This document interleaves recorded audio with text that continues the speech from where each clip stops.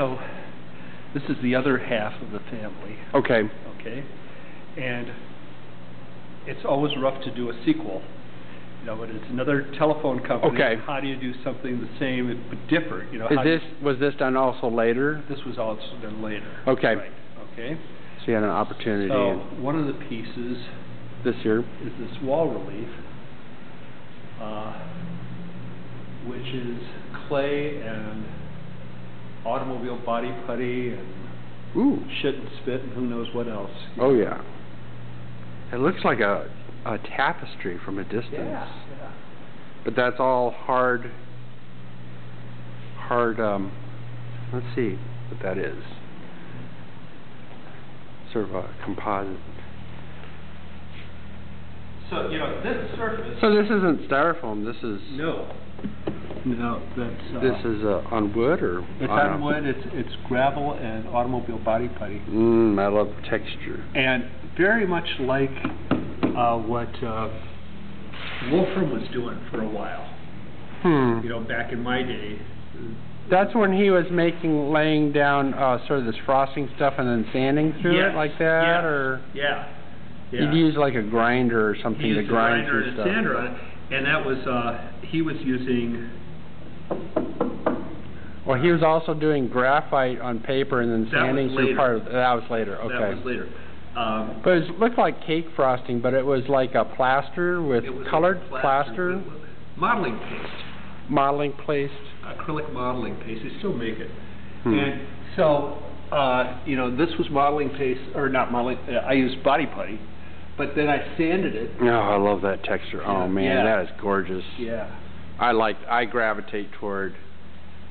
I've done a few texture type of things, but that's just wow. And then so this here. That's clay. And did you paint it after? Did you? So you created the patterns, right? And then but you probably had a study to come from. I mean, you didn't make all the lines and then say, "Oh, I think I'll paint it later." I mean, you had a sort of a master plan sort of on that. The master plan was in the relief.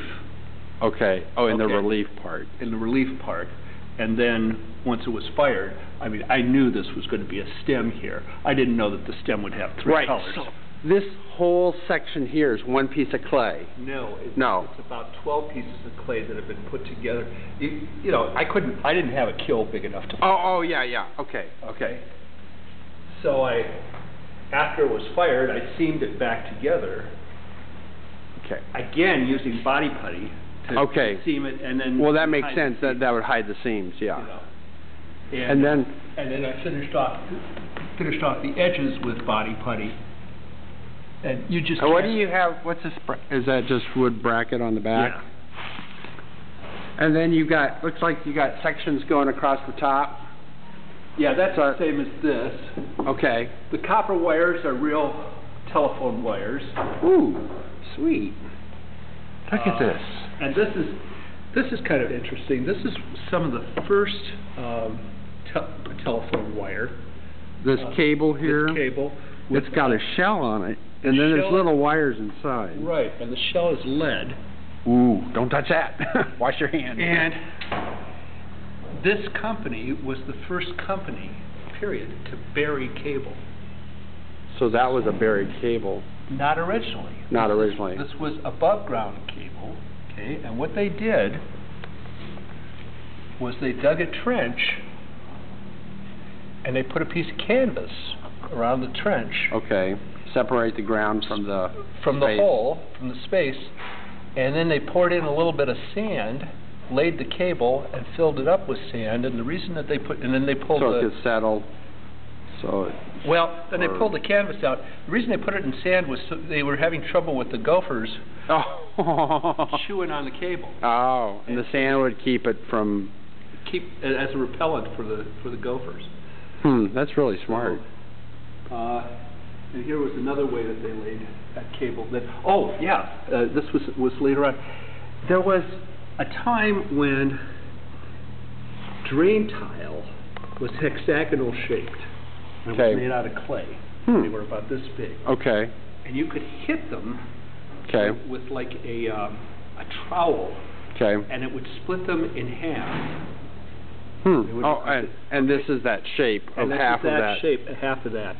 So they would put sand in, and they put this over the top, again, to help protect those cables. Make it live longer. Yep.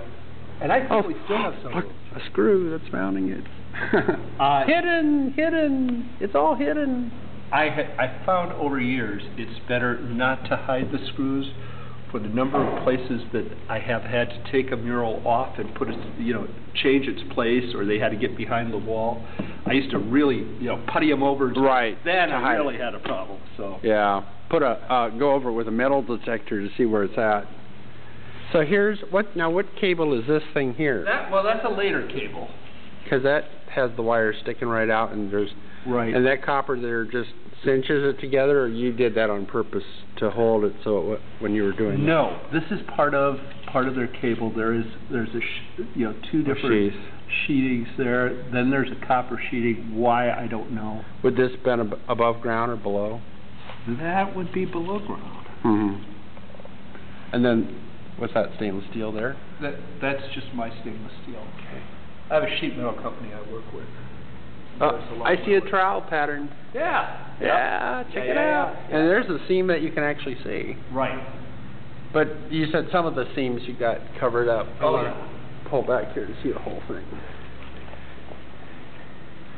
Oh, that's so gorgeous. I love it. That's like a tapestry.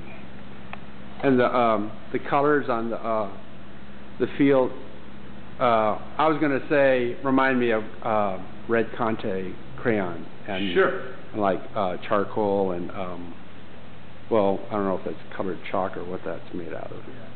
But in this particular case, it was to go with the wall.